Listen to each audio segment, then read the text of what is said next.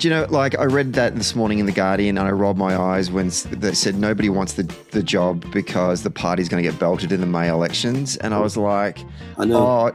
What a luxury of the UK political cycle that you can afford to wait 4 months before you decide to neck your leader. Like, are you for real? You're not serious people. Like, there is so much at stake. But to all the point you've been saying, John, like, if you've got an idea and you've got an agenda and you think you know how to fix it and you're West Streeting, get in there. Get in the game. Don't wait 4 months.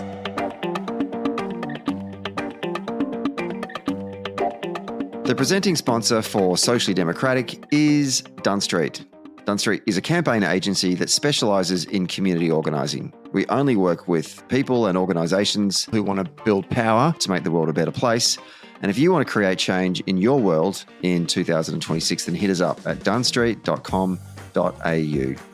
A special shout out to all of our Patreon members. If you want to join those wonderful supporters of our podcast and financially support our show so we can continue to produce great episodes each week, then we encourage you to click on the link in the show notes and subscribe to the Patreon of Socially Democratic. And finally, today's episode is brought to you by Maurice Blackburn Lawyers. For over a century, Maurice Blackburn has stood up for fairness, championing the rights of everyday Australians and shaping landmark legal reforms. Today, they're harnessing new technologies to make justice more accessible, more efficient, and more responsive to the needs of modern Australia.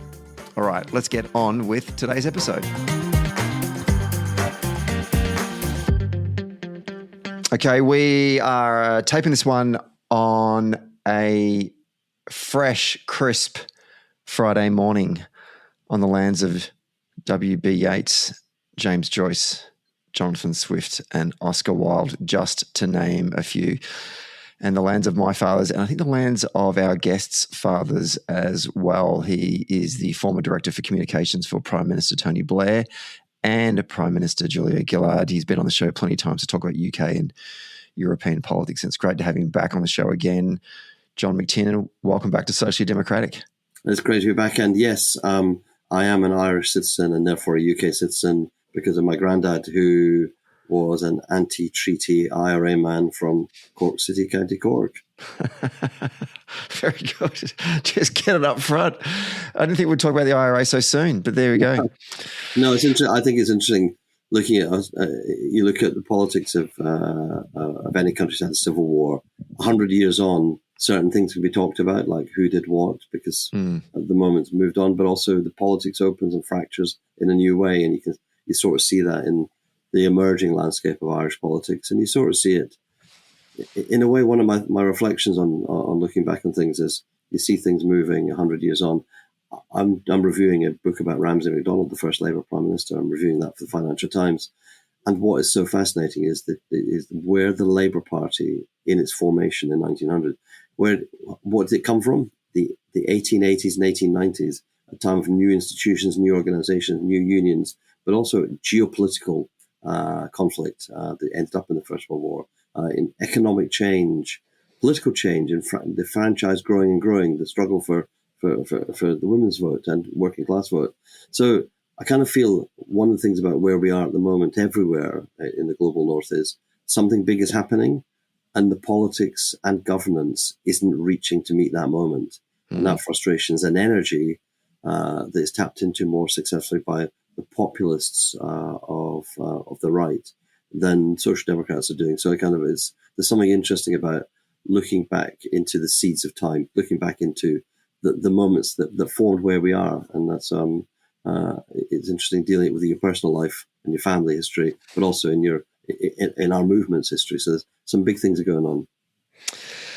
It's funny you mentioned that actually, because now I'm just thinking about yesterday we had lunch in Leinster House in Dublin. For those outside of not familiar with Irish politics, it's the Parliament, the Oireachtas of Irish government here in Dublin, and we had lunch with a member of Fianna Fáil who just self-described herself as a centre lefty. Yeah, and we had and the person sitting beside me was a former minister and a member for Fine Gael, who I think was probably more left wing than I was. Yeah. You know, and you kind of have to ask yourself, why did you not find the Labor Party? Yeah. And particularly right now, Labor here in Ireland is struggling. Yeah. We walked past all of the portraits of former Taoiseachs, the treasurers, and there's Dick Spring, who's regarded as an absolute hero for Irish Labor, led them to, I think it was 33 seats in the Dáil. And they sort of look back on those days of Dick Spring and wonder when are they ever going to return. But yet here we have two people who are in other opposing parties that actually probably would fit quite nicely in Labor. I know. And that it's that, in a sense, it goes to a thing which I think, what's the answer to populism? Obviously deal with the economics. What's another answer, another part of the answer? There's something about the battle of ideas. And we have to be open and broad in a sense. What are the progressive ideas? What are the progressive ideals? What's the progressive purpose? Find partners for that, but build institutions which draw those individuals, their talent, and the institutions they've been helping to build, whether it's a credit union movement, as John Hume did, or whether it is tenants organizations, or whether it is, modern unionism, modern white-collar unionism, with people having to face up to the reality of AI. AI could do to white-collar workers what automation did to blue-collar workers. So there seems to me you have to have the ideas as well as the organization. I think it was Harold Wilson, the Labour Prime Minister, who won 4 elections out of the 5 he stood in. So really successful. He did a report on the Labour Party in the 1950s, whose headline was "The Victory of Ideals Must Be Organised." And it's like, we need victories, we need to win, we need ideals, and we need organisation. And it's like, what is materially changing in the world outside us that we need to relate to? And you're absolutely right. We have to ask the question, Labour in the UK has to ask the question, why is so much energy among progressives going anywhere but the Labour Party? Mm-hmm. What's happened to a government that won a landslide 18 months ago, whose support amongst voters, support in the opinion polls, has halved, and not just that, hundreds of thousands of members have left the Labour Party, and the Labour Party is now a much weaker organisation, institutionally on the ground, and politics is one in the air and on the ground. It's not simply one by having one charismatic leader or one big idea. It's one at every level. Well, I mean, that's a great segue, because that's what we're going to talk about today is UK politics, but in particular the Labour Party. And when we last spoke, which I think was sort of late August, early September last year, we discussed, the conversation was about the Labor the project. Does Labor have a project? Mm. And you argued that they clearly do, but it was whether it can be politically consolidated and it able to explain itself and pick its fights and emotionally connect with the policies with the voters' lived experience. That was September last year. So much has happened in that time. Yeah. In fact, it's got far more. I don't want to use the word depressing to read, but I mean, I certainly, when I started to read about leadership speculation, I was like, oh my God. Just give us a bit of an update from when we last spoke to where we are now with where the government's tracking. So when we last spoke, the Labour Party were on about 25% in the polls, and that was a big drop from the 34% that Labour won the election on. So it's significant enough to go, something worrying is happening. The Labour Party is now on 17% in the polls, which is it's lost a further 8-9%. Now, that is a halving of the vote since the election in 2024. If you lose half your vote, something big is going on. And one of the events that's happened since we last talked to now is the budget. There was a big budget, and the budget, I think, brings together everything that's going wrong in the government. The core of the problem for this government has always been it's doing good things, but it can't tell a good story about them. So it lacks the storytelling ability, and we touched on that before. Great stories have a great quest. Where are we going? They have big enemies. There's a dragon to slay. Who are you fighting with? And we have a situation where actually we've legislated as a government for renters' rights, inside the rights for renters. And there are about 5-6 million renters. And there's about 1 million landlords, and maybe fewer landlords. But it's like there's at least 5 times as many tenants as there are landlords. we've given a lot of power to tenants, lots of rights to them, and effectively brought in forms of rent control, quality control, all things which are a great political area. On our left, our populist left, there's a Green Party who are insurgent at the moment. They've taken some of that support from Labour. And they brought out a policy at their conference saying, attacking landlords. The Labour rebuttal of that is not to say we've got policies in place, we're in government, we're doing it, we're making it right for making it right for tenants. It was to say the Green Party want to abolish landlords. That was our attack on the Green Party. And I don't know if there are any people in the UK or in Australia who, when they hear the word landlord, could, you know what? Hands off my landlord. I love my landlord. And it's like, which side are you on? Well, apparently we're on the side of the landlord, not the rent, even though our legislation. So that inability to tell a story.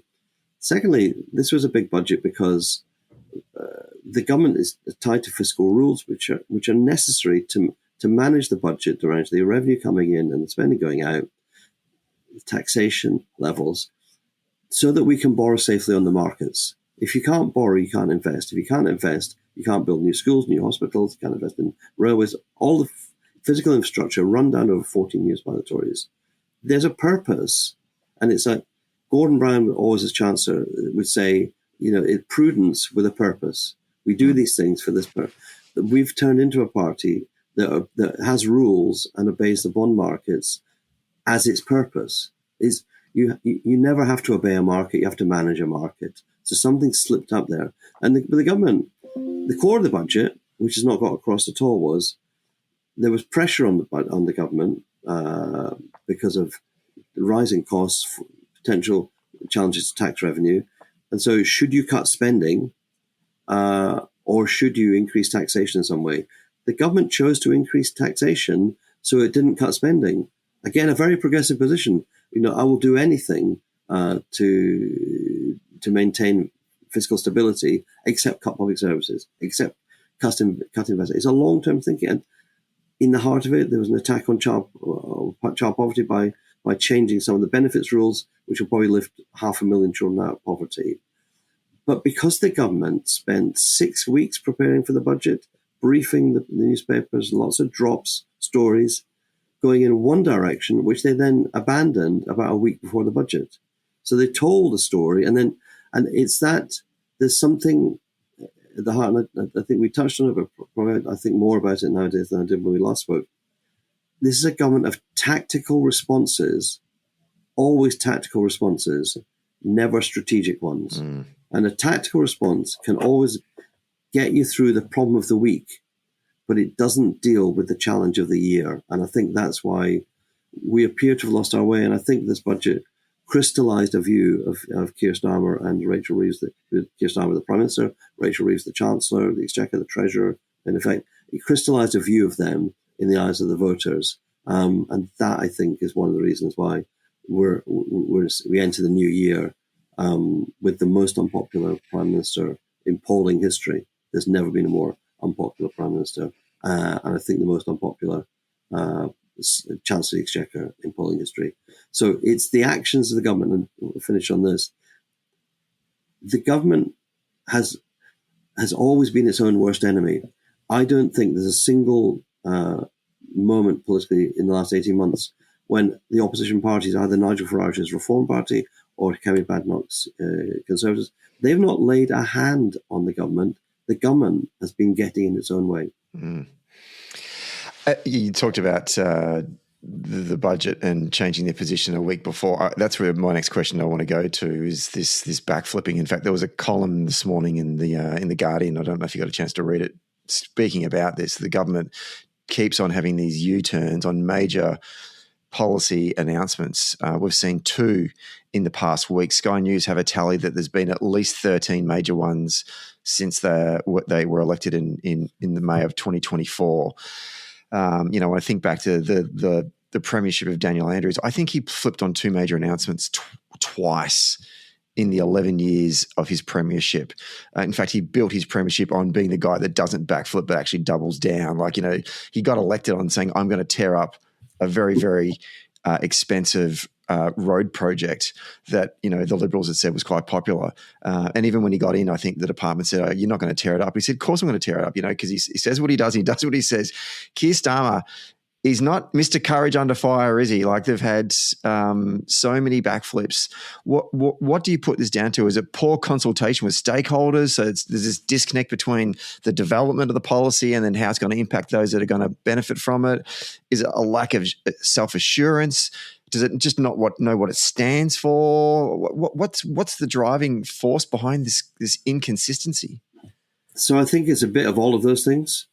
But the major thing is, I think this government came into government with his only real experience was a defeat in politics, defeated internally by Corbyn, defeated by the country on Brexit, defeated by Johnson, by Theresa May, by Cameron. So the adult experience of most of the cabinet members is just Labour losing, which makes you cautious. And I think they've become overcautious. I think that's an element of it. And I think that's led to a management style, which is, we've inherited government from a clown show. If we're not a clown show, we should get the benefit of not being a clown show, which I think is a fair enough assumption. But you don't get thanked for not being a clown show, because governments aren't meant to be a clown show. Just because you're not the Johnson government or the Truss government or the Sunak government, doesn't mean you get a gold star. You have to be a government for a purpose. And I think this has been a government which has ended up focusing on process, not purpose. And if you focus on process, you get tied up in knots with bureaucracy. You don't have that one line, which is like Margaret Thatcher's government always asked, is there a more private sector, market-oriented way of solving this problem? Because they were Tories. They had that question. Tony Blair always asked, his thing was, what matters is what works. So pragmatic, we're going to be pragmatic, centrist, reforming, but we're going to do these big things on poverty, on governance, internationally. And this is a government which doesn't seem to have a central question it's asking, apart from, does it help us please the bond markets? Does it help us balance the budget and meet our fiscal rules? The fiscal rules are a process, but where's the purpose? And if you know what your purpose is, then if you do U-turn, if you backflip, people understand. It's like, if you go through that list of things, it's like, what's one of the things that was done? There's been consultation on how closing a tax loophole impacts on farmers, and a better deal's been done. But because it's taken so long, and because there was an inflexibility built in, because it was a tax proposal, the government needed the tax money to meet its fiscal rules. So the fiscal rules came first, not closing a tax loophole. It took 18 months for the Labour Party to decide to tackle child poverty. That was its choice. It's a U-turn now, but if you're a government that U-turns to say our policy is tackling child poverty and you're a Labour government, people go, thank goodness you're being Labour again. And there's a bit of, if you're clear about your purpose, I think the country and voters are quite forgiving about you going, well, we actually consulted and we think we could do it differently, or we actually consulted and we don't think you should do it this way. But there is at the heart of this a much more technical sense of the way you manage as opposed to you lead. And these U-turns are being explained by Number 10, by the Prime Minister's office, by the leadership of the Labour Party. It's like, as Linton Crosby used to say, you've got to get the barnacles off the boat. The problem is, the biggest barnacle is the unpopularity of the government. The unpopularity that has halved Labour's support. So if you are cleaning a house, cleaning the stables, getting the barnacles off the boat, you presumably are doing this so that what you want to say and do is heard clearly. That's great. What is it you want to say and do that's going to meet the housing crisis, that's going to change the state of local high streets, that is going to deal with the threat that people fear of AI taking their jobs? what are you going to do about growing the economy? And it's like, you get to that and you've done all this process stuff, and it's like, well, we've done all the U-turns. Now what are we going to do? And it's not clear there's anything to fill that. We'll do a bit more of what we've been doing. But what we've been doing has made us unpopular. The government just seems so unsure of itself. Yes. Like these U-turns, to me, demonstrate a fact that they thought they either thought that the policy was a good idea, and that they think that they've done all the work, and they should, the cabinet should be looking at each other saying, right, are we happy with this? Yes, okay, we're happy with this. There's enough experience in this room to suggest that this is good policy. Okay, now let's go give it to our comms team and all the other people that work for us and get this stuff out. And then they get a bit of heat and then they flip. Like, have some spine, for God's sake. If you actually think this is good policy, then go ahead and do it, because people will respect you more for that than, because it sounds like they just want to be liked, not respected. Well, look, I think that goes back to the psychology, which is having been defeated so much. It's exactly that. If they have that personality, in a sense, collectively, politically, which is, we just want to be liked. And the thing is, governments want to be, in politics, you should be feared or respected. Yeah. And don't go into politics if you want to be liked. There's other professions. It's one in which definition. We first started talking about your definition is through the fights you have. And so, for example, there was a decision made by George Osborne during the GFC that we'd have quantitative easing, like in other countries. But we gave our banks in the UK the most generous terms, and they've made billions of profits on it. So you could even now go, do you know what? You are the banks. You did well out of this. We're going to take some of that back. We'll have a banker's tax, and that tax we'll use to do this for people. And it's like, because there's not an ideological clarity, there's not then the courage. We should take money off banks because there's an economic reason and there's a fairness reason, or we should give it to people. And there's also an electoral reason, which is that banks don't have a single vote. And again, nobody is going to go out, they're not going to go and defend their landlord. They're not going to go and go, don't touch my bank. I love my bank. My bank is really good. And it's like, it seems very odd to see a social democratic government choosing to protect people who are fair targets and not our people. And it's so all of this comes down, I think, to who are you running the economy for, on whose behalf, and then how are you going to fight? And I think there's a great story from the US for Mamdani, Zoran Mamdani's preparation to be mayor. He got Lina Khan, who'd been the chair of the Fair Trade Commission, the FTC, to come in and look at all the laws that he could use as mayor or could be used in New York to address the issue of affordability. And I think affordability is a great word rather than cost of living, because cost of living takes you to prices. Can a government reduce prices? Not very often. Is a pint of beer or a pint of milk going to be cheaper in Australia or in the UK at the time of the next general election? I doubt it. Are things going to be more affordable? They could be more affordable if I make the whole way in which you live fairer. I can cap your rent through rent control, or I can make sure you get a fair wage increase through sectoral bargaining. I can do all things as a government to affect your standards of living, to affect affordability. And what Mamdani did, and Lina Khan came out with this, she found a law from the 30s which could be used in baseball grounds to cut the price of beer. And it's like, that is a great policy. He's got, in his campaign video, he had a policy proposal which would reduce the cost of chicken over rice, get it back to under $10. And that idea of using the power of government to address an issue of real concern, and you have it in a symbolic talking point. Now, if this was a Labour government that said, we'll cut the price of beer, or we'll cut the price of takeaway food, people go, that's interesting. And then you don't need to explain why it's about using laws, competition market, the Competition Markets Authority or whatever. So I feel it's if you know your purpose, you then go, okay, what powers do we have to use? And if you know your purpose and your values, and who you want to win on behalf of, suddenly things become easier. The the fight is there. Fights define you. Fights shouldn't be avoided. I mean, they shouldn't be run towards either. Is Sir Keir a strategy guy? And if he's not, and that's okay because he's he's the top of the ticket. Yeah. Are there people around him that can sit down and go, right, we need to get some clarity on who we are and how we're going to get there, and let's be less, to use your language, process focused and less tactics driven and more just broader. How do we get from A to B, and what does B look like?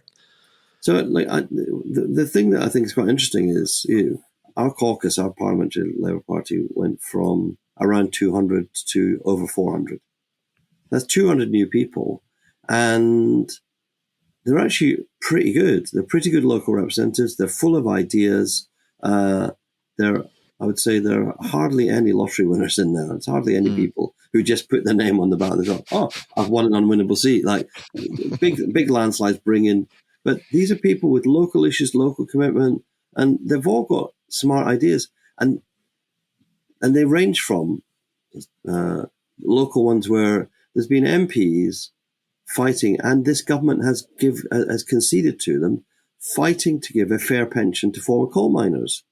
So people are getting things like £5,000 back pay in a go because the Tories took a profit from the pension fund and put it in the Treasury, and Labour's going, no, that's the former miners' pensions. And that kind of thing is a modest victory, but for a working class family, a retired working class family, £5,000 is real money. And it's the combination of a local representation, us being the union party, and us being in power.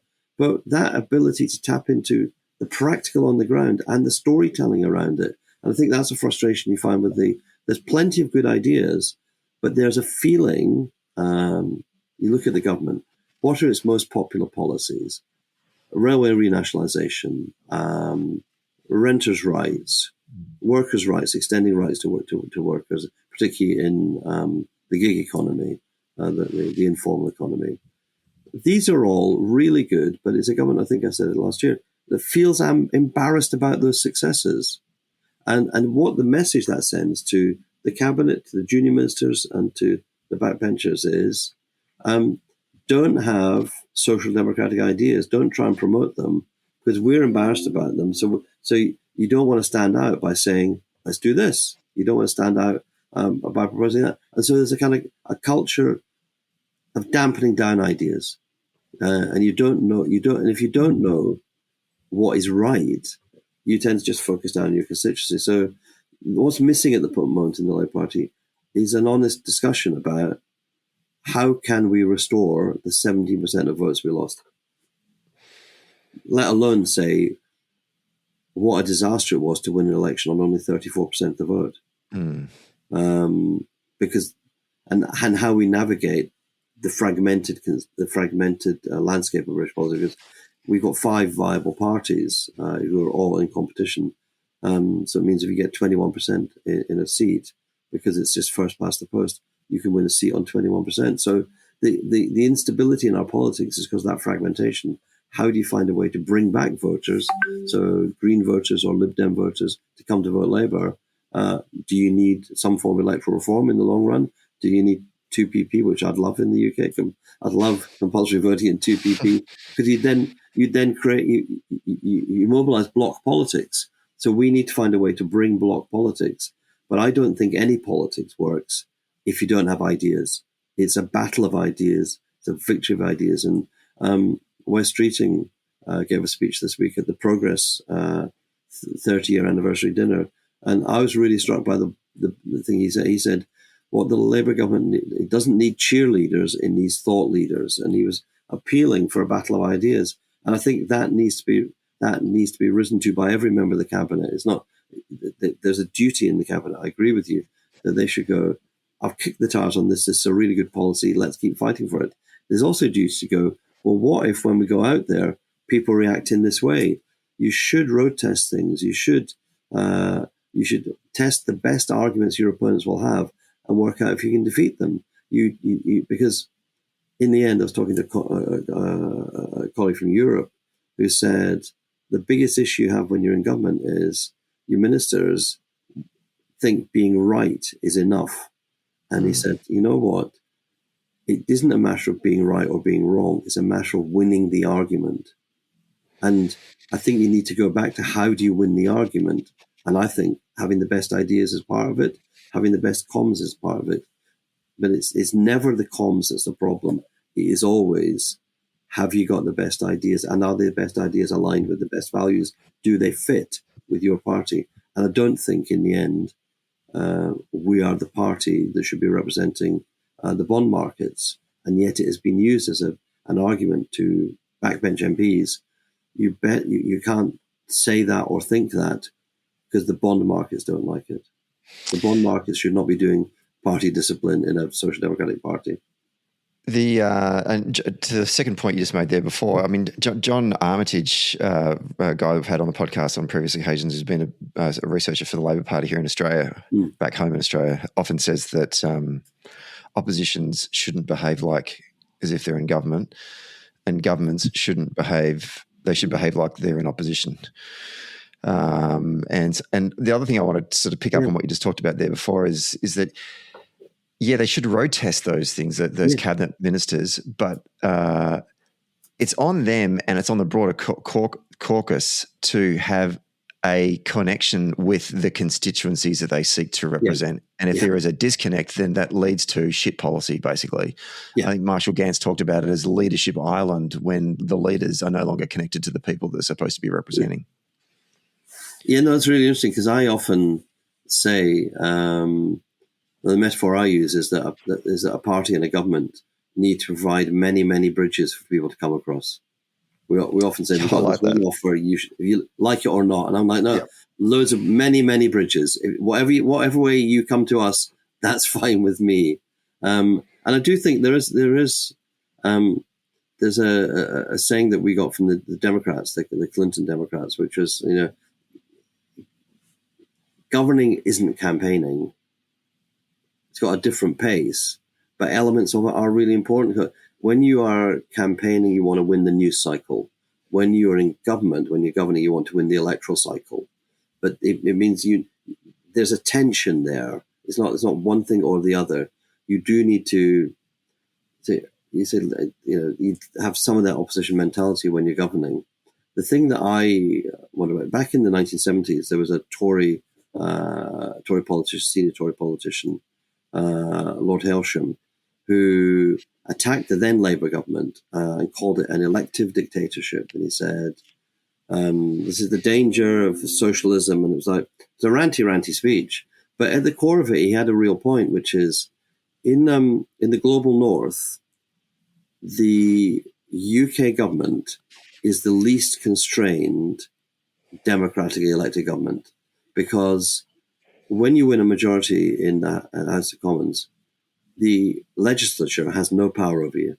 The executive are complete control. The executive has set things up so that the Supreme Court can't overrule you. So their decisions will be set aside by Parliament.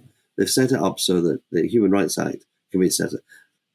You have control of every part of government. It's a unitary state. You can do what you want. And the thing that frustrates me is if ministers read Lord Hailsham's lecture, they'd go, we can do what we want. If we really set our mind to it, we can solve the housing issue. But they stop before that and they don't realize how powerful they are. And I don't think the country at large realizes this is the most empowered government. But I do think one of the things about the pandemic was a big lesson to all voters. When government wants to move fast, it can. And it does. And it finds money and it spends it effectively. There was furlough and most people were kept well during furlough. Yeah, exactly. I mean, COVID just proved that to all of us, didn't it? And then they come out. Why did we come out of furlough? We came out of it being confined in our homes because the governments funded a vaccine, and governments fund health systems that rolled out a vaccine. Every single bit of that is about a government acting quickly, solve a problem. The only politician who I've seen globally capturing that energy is actually Donald Trump. First thing he did when he came into government was executive orders. Now, partly theatre, a lot of it unconstitutional and illegal, a lot of it going to fall apart when it finally gets ruled on by the Supreme Court. But the fundamental grammar of his politics was, you've got a president, you've got a problem, your president's going to act. And that sense of action, now, it's action with values. And what do Social Democrats do? Action with values, action that builds new institutions. But it's the feeling of, it's almost a willed powerlessness at the center. We can't do anything because we're the government. It's like some of the language you hear from ministers is like what you normally hear from a third or fourth term government, and people are going, well, the first line of any answer to anything is, you don't know how hard it is to be a government. And you know that if you ever have a politician that says you don't know how hard it is to be in government, the voters go, do you know what? I reckon I've got a solution for that one. I'll take the burden of government away from you.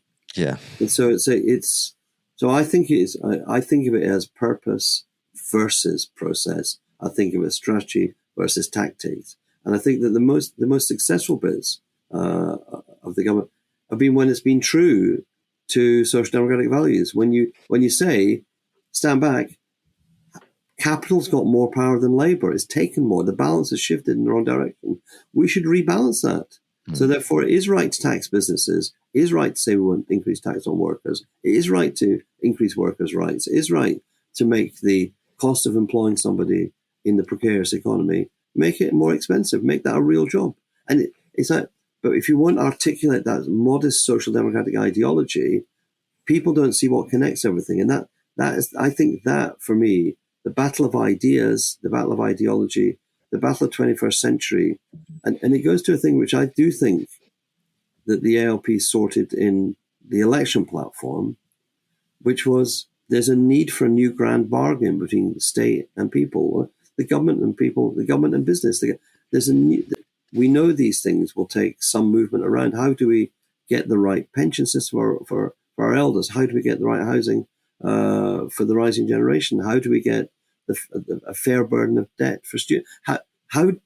Well, the answer is we can only do it if we all work together, which again is collectivist ideology.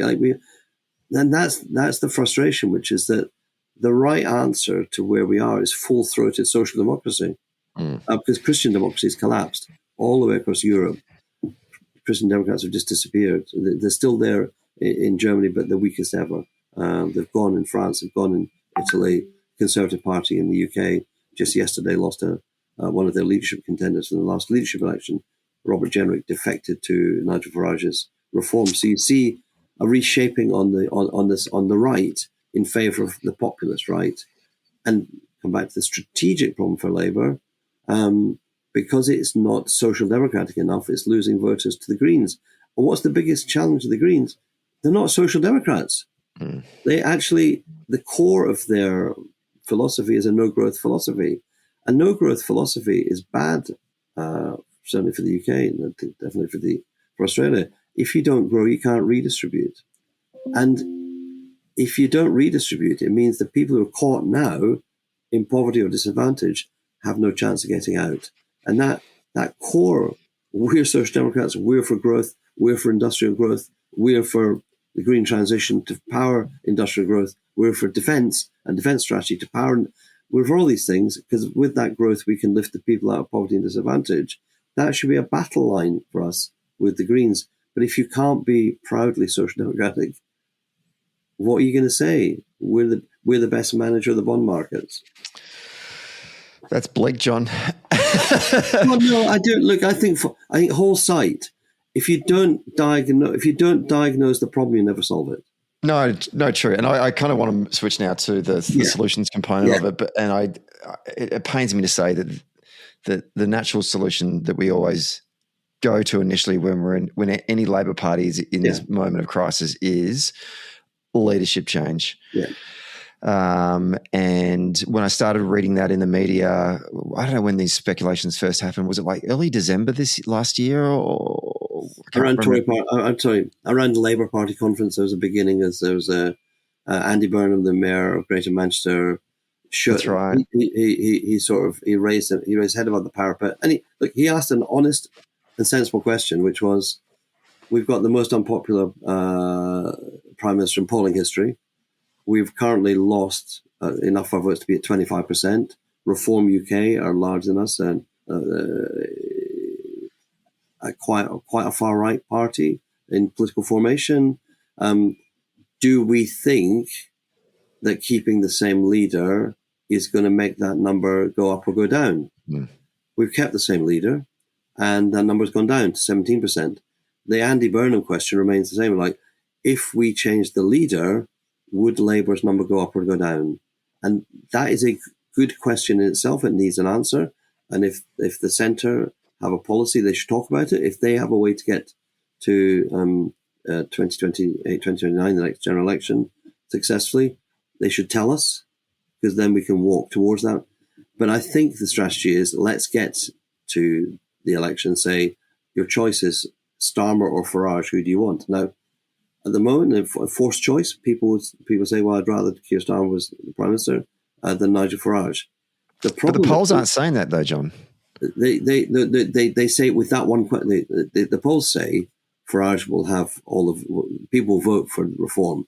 The polls also show preferred Prime Minister between the two in a forced choice. But that's not the choice. That's not the choice people get. Correct.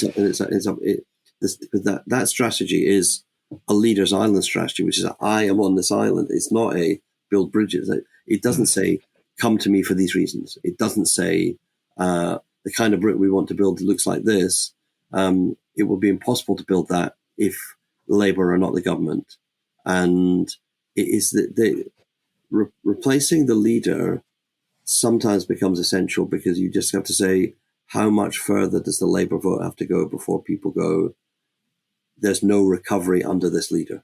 And it doesn't mean that there will be successful recovery, but it means that the only chance of recovery, and I think that's why you have to think about the leadership change. You have to go, is it plausible that the person who's halved the vote from 34 to 17% can now get back another has a plan to get the same, or is it possible you get to the moment, and we know it in all governments, when the public aren't listening, and in effect some of your policies, which are actually on paper really good and on paper supported by the electorate, don't get support because it's you that's saying them. And so, but for me, I'm going to try to make it a theme through what we've been saying. You can't change the support for Labour by simply changing the leader. You have to change the ideas. You have to change the political economy. And that battle of ideas, I think that's what has to be settled in the next 6 months. I think it's really hard to imagine that Labour will do well in Scotland or Wales or London or local government in England, where big elections are coming, effectively the UK's midterms. I think it's hard to see that not being bad. The question is, how do you take a moment, you go, we've listened and we've learned, we lost our way, and and you have to but you have to have a story, a value-driven story, where that this is how we lost our way and why we lost our way, and this is how we've refound our way, and this is where it will take not just us, but us in the country.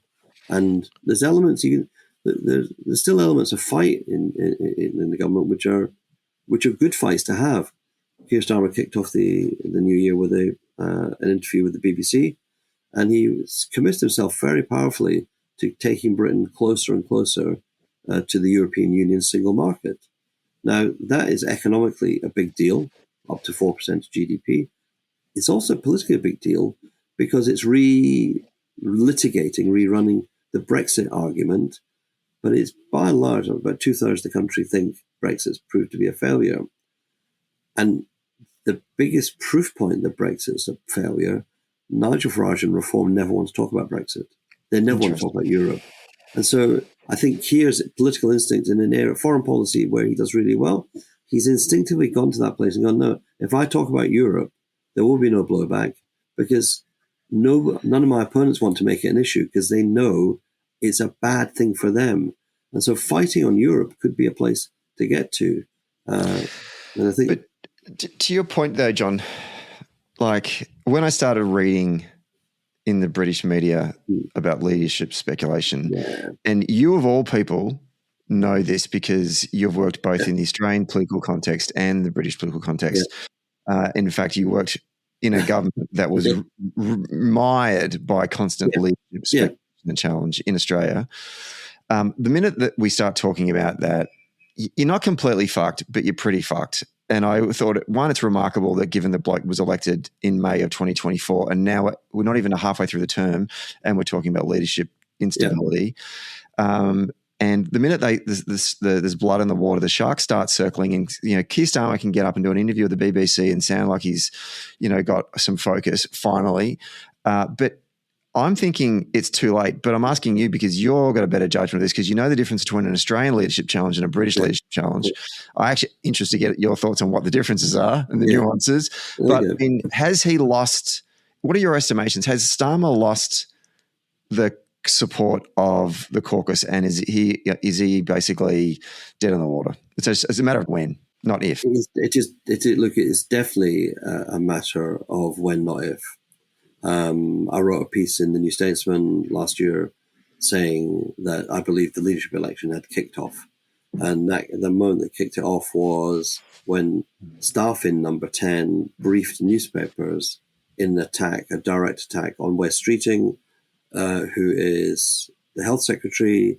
He's a government loyalist, an ally of Keir, and the leading politician on the right of the party, great communicator, a really big believer in the Labour Party,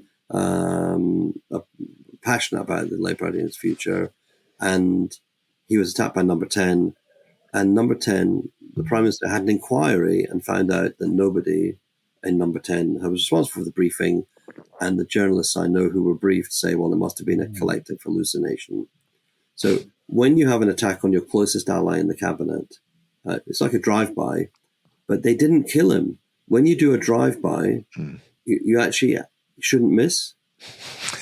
When you come for the contender, you better not miss. And they've strengthened Keir. So they tried to strengthen Keir. What they did was strengthen Wes.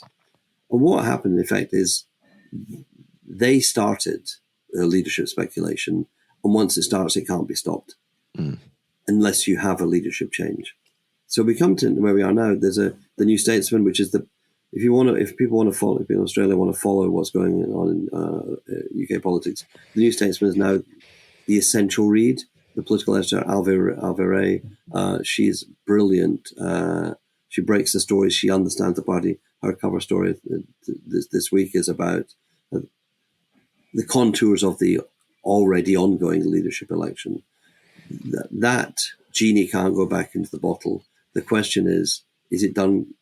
Is it done well? And now, speed is often the best way to do these things. But I keep going back to, if you cannot sort out the purpose of this Labour government, then it doesn't matter who the face is at the top. If there's an argument that there's a new economic settlement, a new grand bargain, if there's an argument there's a different way of doing politics that doesn't alienate people, and you see in the government, Ed Miliband is a very popular Prime Minister. I'll say that again. Ed Miliband is a very popular cabinet member because he knows what he's doing. The green transition is really popular. And the green transition is popular because it's an industrial strategy. It's popular because people know the environment has to be dealt with. Even red wall voters, those leaning towards reform, understand that if we don't look after the planet, it might not be there for their grandchildren, their great-grandchildren. It's a very powerful incentive for political change.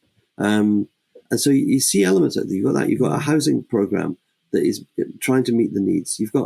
There's so many elements there of what is the right way to tackle the country's challenges. So you can pull them together, which is why I think you can make an argument Labour's lost its way, but it's got at its core a mandate in the election for its manifesto. But it's got to be a coherent set of ideas that goes, we lost our way when we decided that it was the bond markets who had a veto over the future of Britain, rather than when we said the people of Britain who've demanded change need to see this democratic, this social, and this economic change. And here's our program Some comes quickly, some comes later. But we're never going to, we're never going to lose our way from this path. We'll be blown off course by events. Ukraine, this is still this big event in Europe. That makes us change our priorities and makes us change the speed at which. So it feels to me it's that rethinking of the total Labour story. That's the important thing. Why is it? This is going to take some time. I think nobody wants to take over the government in the run up to the Welsh elections, where Reform are going to become one of the two biggest parties, and Labour, which has been the biggest party in Wales since 1910, are going to be fourth or fifth. But in the end, leadership is saying this has to be done. This can't go on. How long can the patient be bleeding out on the table? And people go, well, should we really do something about the artery? Like how many more points do we need to lose in the opinion polls for people to look? It's a terrible problem. So I think the danger is people don't just think it's fucked. They can't think of a way to unfuck it. Mm. Do you know, like I read that this morning in The Guardian and I rolled my eyes when they said nobody wants the job because the party's going to get belted in the May elections. And I was like, I know. What a luxury of the UK political cycle that you can afford to wait 4 months before you decide to neck your leader. Like, are you for real? You're not serious people. Like there is so much at stake. But to all the point you've been saying, John, like if you've got an idea and you've got an agenda and you think you know how to fix it and you're West Streeting, get in there, get in the game. Don't wait 4 months. I also think it's just like this. The road safety slogan is important. Speed kills. Yeah, like, speed kills a problem. But I know it's also. I mean, the irony will not be lost on your listeners, most of your listeners, that you can wait 4 months and you'll still have another 3 years of government. Yeah, and you've just resourced Reform if they do as well as you said they would in Wales, and you've just probably resourced the SNP in Scotland if they have a resurgence in Scotland. Like, and we've elections matter. You've resourced the Greens. The Greens will be so much stronger all across London. And one of the changing things in our electoral geography is after the SNP took their quite dominant position in Scotland, that was one of our heartlands. That became less safe, strong at the moment, but in terms of the MPs, when Reform, when the Tories took the Red Wall, now Reform threatening the Red Wall, that's another of our heartlands. And our heartlands in the UK are now the Northwest, so where Andy Burnham is a successful mayor, where Steve Rotherham is a successful mayor. So there's something I think about the politics of devolution that creates stronger. London, again, another strong Labour mayor, Sadiq Khan. London's a heartland and the southeast outside London, where families have moved out to get affordable housing, white collar workers being repelled by the policies of the Tory government under Johnson and Brexit and everything. There's a group of progressive voters in a new geography, but if you lose all, I mean, you're absolutely right. Elections matter. It really matters. Mamdani won that election. It really matters. If you lose, you lose. At the moment, Labour's lost members, but not activists, because it's still got councillors. When the councillors go, you lose some more.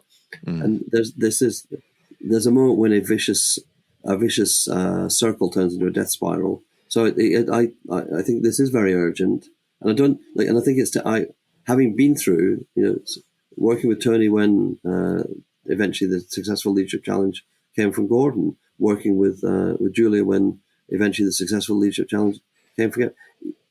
Those leadership challenges are not a solution, but sometimes there comes a point when something has to be done, and it feels to me that's where the party is. And there's lots of displacement activity going on. At the end of last year, there was a lot of briefing from Number 10 that the real problem of the government was the building being a Georgian building. So it's never the shape of the building; it is the shape of your politics. Yeah, and the people inside it. Yeah. We had some questions from our Patreon listeners the last time on the show, and I apologize to our Patreon listeners because I didn't actually see them. I was only learning how to use the Patreon page. I didn't realize I have to press refresh for the new questions to appear. So I've got a couple of questions from our listeners, John, and I just want to, with the time remaining, get you to just give some reflections. The first one is, it's from Paul, and it says, David Feeney has criticised UK Labor on the pod for falling into the woke mind virus, which is a term that David loves to use. Does John agree? And could UK Labor have handled some of these issues better? So look, I love David, a long time friend and comrade. I don't believe there is a woke mind virus, because I don't believe that being in favor of equalities is a bad thing for a social democratic government. I do think that the woke mind virus and woke and the ideology woke, or the label woke, are used by conservative enemies, mainly in America, and then try to export it to try to stigmatize the cause of equality. And I do not think that we want to see a return, as they're seeing in the US, a return of homophobia, a return of misogyny, and a return to racism. So, the Trump government think it is woke to support women's suffrage. That is the logic of the attack on woke. So, are there issues which are difficult? Yes. The issue of trans rights has been divisive in UK politics. We have to ask ourselves, what's the core of that issue? Trans people are some of the most unhappy, discriminated against, and disadvantaged people in the country. Should any government of whatever sort have policies that make unhappy, miserable people more unhappy, miserable, and disadvantaged? I don't think so. And why is the battle and Labour's had been in this battle in the UK? Why is there such a row around woke issues, trans rights? It's because our opponents want to see us fighting each other. They want to see feminists fighting other people inside they want us fighting ourselves. And so, for me, is the Labour Party overcommitted to equalities? I'm not sure you can be if you're a Social Democrat and if you're Labour.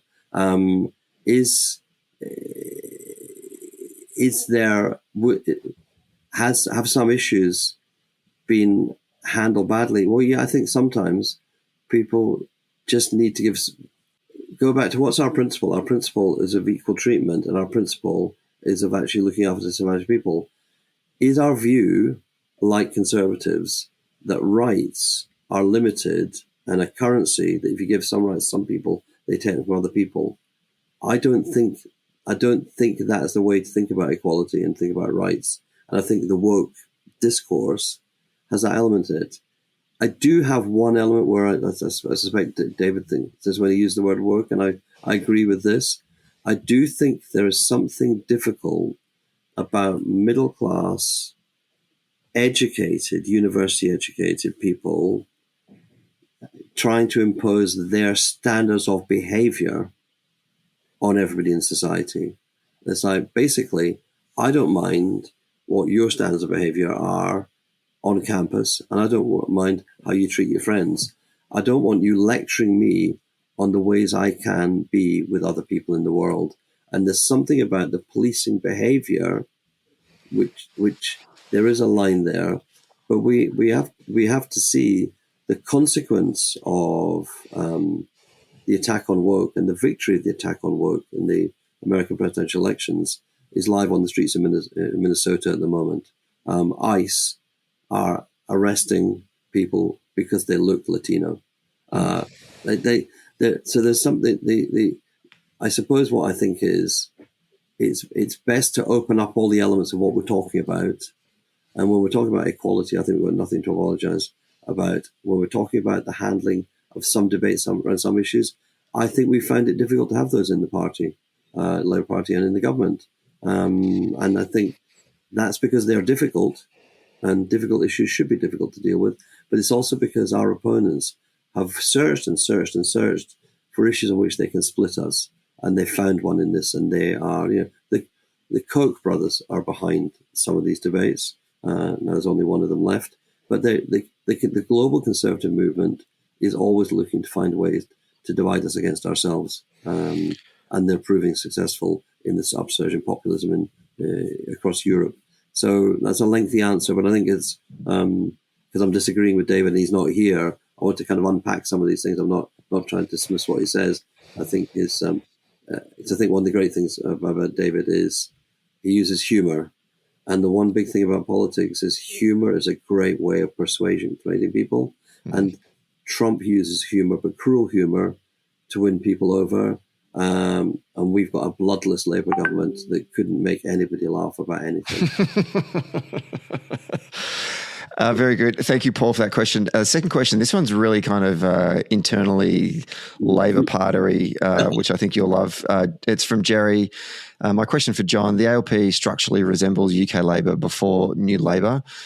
Trade unions in Australia still have high structural power and control 50% of the delegates on a national conference. Why was it important for UK Labour to largely disconnect itself from unions? And what's John's views on why the ALP didn't have to do it? Now, I don't know if that's completely true, John. I'm interested in getting your take on that, but that's from Jerry. Thanks, Jerry. So, no, it's a great question. And I'm Labour. I will never leave the Labour Party. I will never not campaign for the Labour Party. There's only one thing which would ever make me leave the Labour Party, because some young people from the Tony Blair Institute saw me at a conference. I was speaking on 25 years on from the new Labour victory, 1997. They said, do you think Labour should break the links with the unions to modernise a bit, the final bit of modernisation? And I went, I would leave the UK Labour Party if it severed its links with the unions. We're a Labour Party. We're not a socialist party. We're not a social democratic party, though we have those values. We're not a progressive party. We're a Labour Party. And that marriage between the unions and the party is essential. And it is a marriage. It is a family. And it's like in any family, you can't live with them, can't live without them. Unions at times can drive you mad, but at base, they always keep you sane. They are a link, an anchor to reality.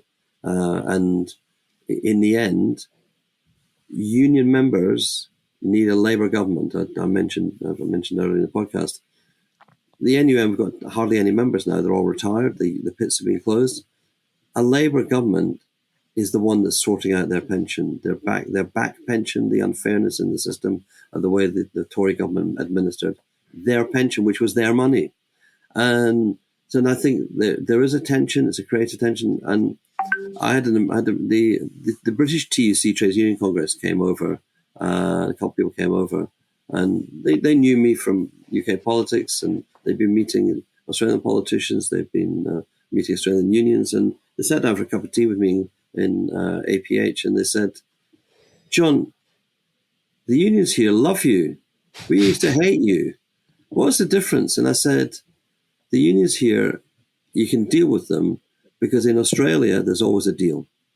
Like, they'll make a demand, you go, that's too far, and they'll make a lesser demand, you go, okay, we can do a deal. And then they stay loyal to the leadership, they stay loyal to the party, they work, they don't, and it's that partnership of it. When it works well, it works well, it's creative. When it works badly, it's a creative tension. And you also have to get back from the tension to the creative. So I think one interesting thing, to get into a really nerdy thing, one thing that we did in reforms was introduce one member, one vote, so that people who paid the political levy had their voice expressed. Very low turnout. But as Labour Party membership has been falling in UK Labour, the importance of the affiliated members has risen. So it's likely that the next leader of the Labour Party, if there is an election, as we've talked about, I predict there will be one, that the critical and decisive votes will come from union members who are paying the affiliation. That moved them from being people who paid a levy and then the money went to the leadership and it was given, and the power was really in the leader. This decisive role in picking the leader, we're going to find out that actually it's union members. They'll be the people, and that changed a bit of the way the battle has to be held, a bit of the way the communications have to go. So I think it has to modernise, because, and here's the thing, looking back on the New Labour thing, what I now say is New Labour was the right solution for the end of the 20th century. And it was right because it thought hard about ideas. There was a battle of ideas in the party in the years running up to government. And we are now in the second quarter of the 21st century. Not the first quarter, the second quarter of the 21st century. So if anybody thinks that an idea from 1994 is the right one for 30 years later, they're living in nostalgia. You have to live in the now. You have to meet the moment. And this is a big enough moment for all progressives. AI, climate crisis, geopolitics, just to start with. Then the rewriting of international security and defense by the US retreating to being a hemispheric power from being a hegemonic power. There's so many things moving. We need to be strong in our own countries so we can then be strong internationally together. Wonderful. And what a great way to end. We do have a couple of other questions, and we're not going to get them to them today because they're actually quite meaty. One of them's on immigration, and if I ask John that, I reckon I'm going to get a good solid half hour out of him out of that one. But I'll hang on to those questions because I think we'll get John back again in May if he'll have us. Yes. Talk about it. Yeah. Well, in the lead up to the elections, the Assembly and the Scottish National Party and the local government elections, and then maybe we'll do a debrief after the results as well. So we'll get plenty of opportunity to have a chat to John in this first quarter. The Welsh Parliament's now called the Senate. They renamed it from the Assembly. Oh, did they? So you've got a Welsh Senate. That's the Welsh word for Senate, and you've got the Scottish one. So it's a Senate, a Parliament, the London boroughs. Happy to come and talk about that. And as I always say, when I'm asked how I am feeling professionally, it's full employment for commentators. Never a dull moment at all in British politics. And John, it's once again great to see you again. Thanks for coming on the show today. We wish you the best of success for 2026, and we'll talk to you in May. Yeah, brilliant. Thanks. Hey, Social Democrats. Thanks for listening. Today's episode was hosted by myself, Stephen Donnelly, and produced by Grace Eyre. If you like the show, please rate us and review us wherever you get your podcasts. And if you really like the show, then join our Patreon community for early and ad-free access to each episode. We regularly take questions and comments from our Patreon members, so get in there if you want to have your say. And finally, get all the latest updates and bonus content by following Socially Democratic on our social media channels. The links are in our show notes. See you next Friday.